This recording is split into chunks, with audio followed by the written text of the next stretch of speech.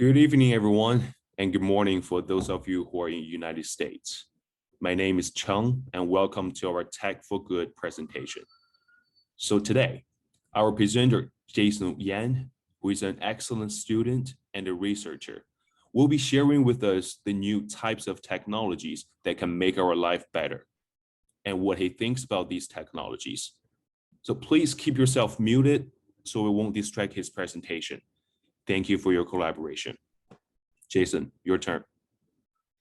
Thank you, Chen, and good evening, everyone. My name is Jason. My topic today is Tech for Good. Global warming is an issue that perhaps needs no introduction. Whenever we are presented with images of wildfires, melting ice caps, the rising sea levels, and the destruction of animal habitats, climate change is the first thing that comes to mind. Even so, very few people make the personal commitment to do their part in the matter, such as reducing energy consumption or switching to resources of renewable energy. Even so, very few people make the personal commitment to do their part in the matter, such as reducing energy consumption or switching to sources of renewable energy. Fewer people are actually informed on how exactly global warming can be combated on a larger scale.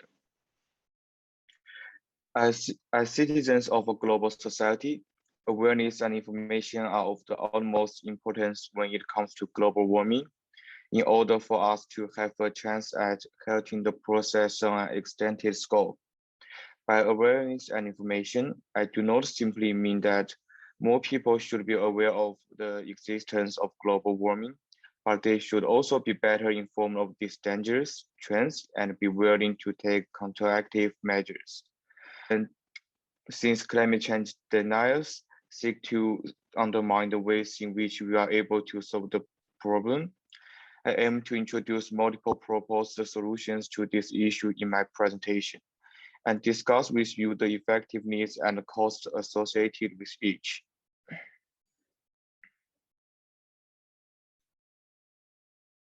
First, I will introduce to you the origins of our understanding on climate change.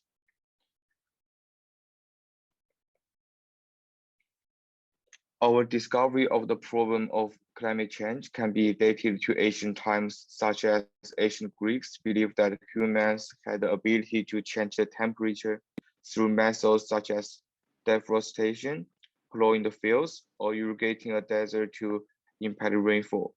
In addition, climate change was a topic of discussion for many other civilizations and peoples in the early centuries.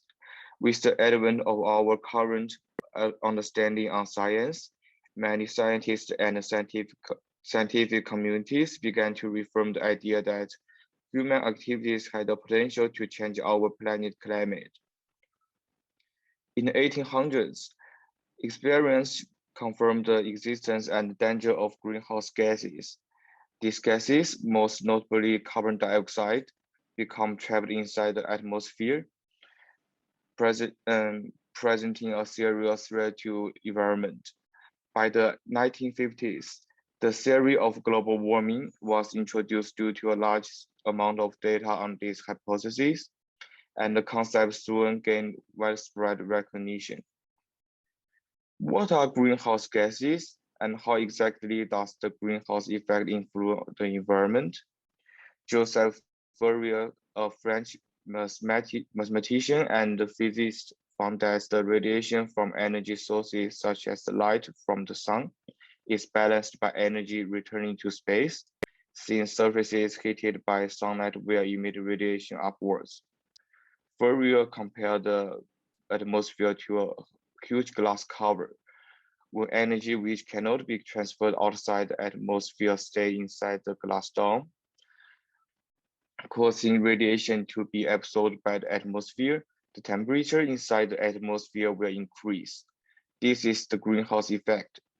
Greenhouse gas is a mixture of gases which contains carbon dioxide, methane, and volatile hydrocarbons. These greenhouse gases are especially effective at absorbing energy.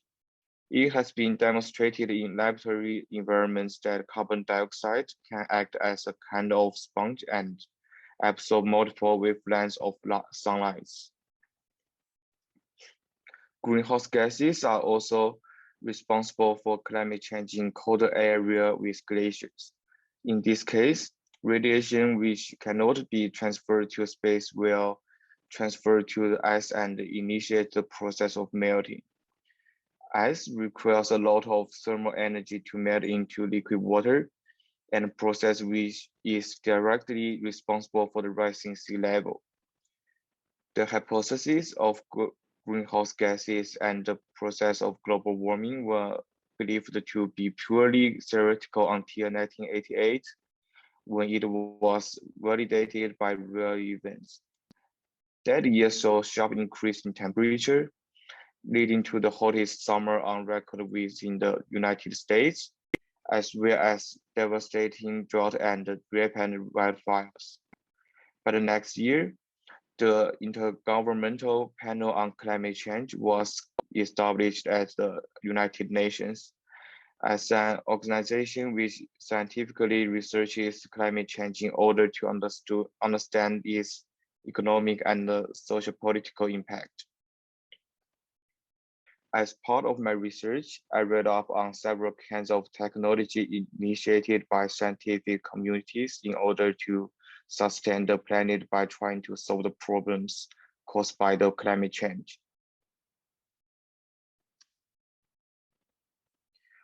The company Climeworks is based in Switzerland. Their solution involves an air capture machine which can be used to decrease carbon dioxide levels in the air. The machine's rate of filtration can reach up to 90%, which means that up to 90 tons of carbon dioxide can be absorbed per 100 tons of carbon dioxide filtered, so that as little as 10 tons remain. The machine uses flagella to collect air and then transfer the air to the cleaning compartment inside the machine. Climeworks uses a kind of filtering material capable of absorbing carbon dioxide, allowing the machine to extract carbon dioxide from the air. Afterwards, the carbon dioxide is purified through heating the material and the absorbed gas is released. The company stated that they believe this technology can help to decrease up to 10 billion tons of carbon dioxide per year. After Climeworks developed a method of filter carbon dioxide from the air, they found a way to make use of the collected carbon dioxide. The machine can use a pipe connected to it to combine the purified carbon dioxide with water and then pump to mixture underground into basalt formations. The mixture can transform the basalt into various minerals over the span of years. As a form of carbon, the produced minerals can be used in industry at a reduced price. Thus, the technology proposed by Climeworks results in an environmentally friendly and efficient solution. However, I think this technology can be improved upon by adding some new ideas.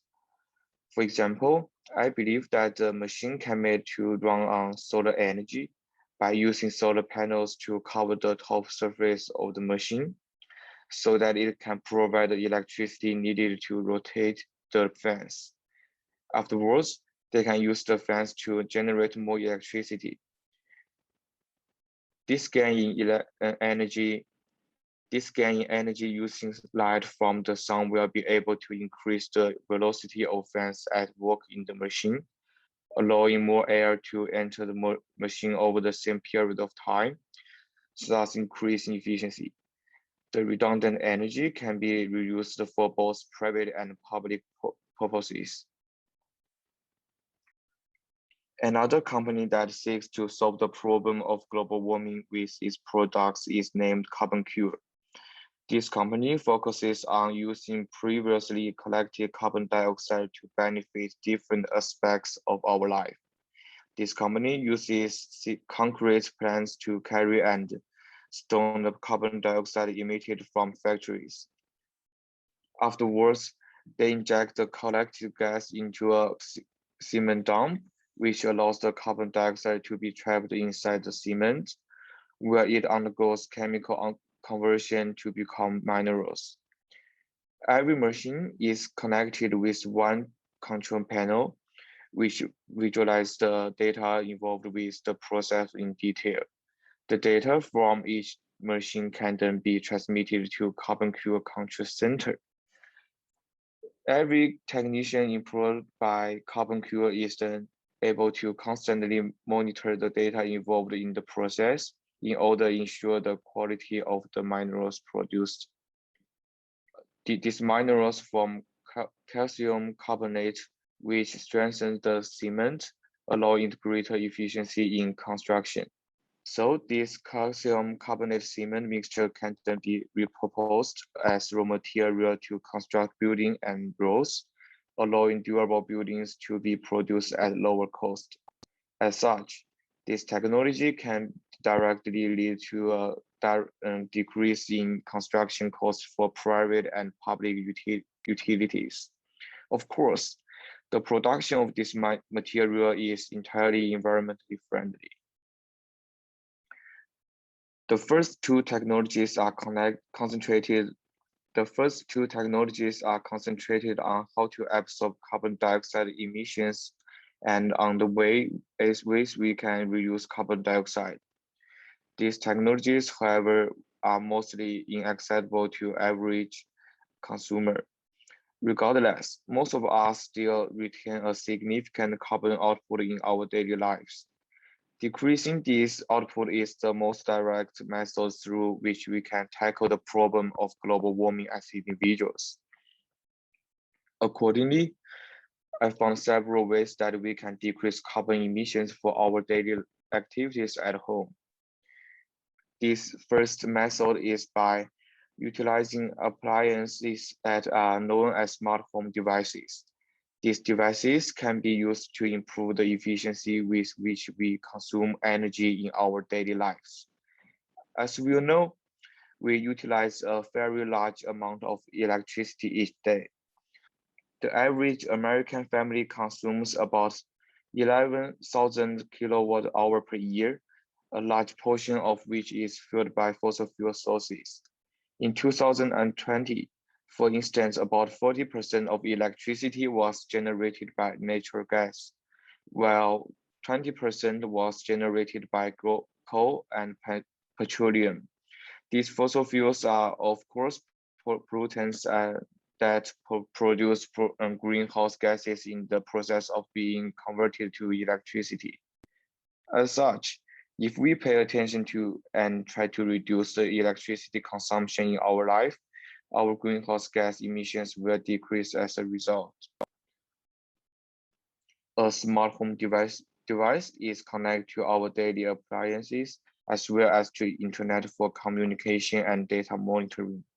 For instance, if we go out on a business trip or for vacation and forgot to turn off the living room lights or the television, a smart home device will alert us to our carelessness.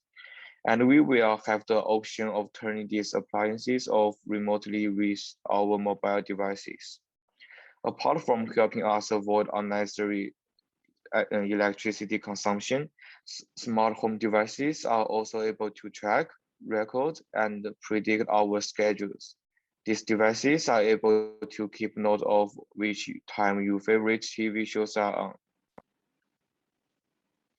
These devices are able to keep note of which times your favorite TV shows are on, so that they can send a message to your mobile devices whenever your TV is turned on outside of these times. The system will be able to record the times in which water is commonly heated in your home, so that heating system may be shut down when unnecessary. All in all, smart home devices are able to amass a great many details about our daily lives. They can help us decrease our electricity consumption in order to alleviate our contribution to global warming. Another new technology that could involve us as consumers involves producing lab-grown meat instead of beef from crossbred on pastures. According to research, beef and dairy products consist of nearly 18% of our daily calorie intake and 37% of our daily protein intake, but the pastures required to produce these products uses up to 83% of our available farmland. Looking at this data, it is simply not efficient in the long term to keep on using such a large number of resources to produce meat and dairy products. Furthermore, some scientists have estimated that as much as 60% of the greenhouse emissions from the agricultural industry can be attributed to the raising of costs alone through the release into the atmosphere of methane.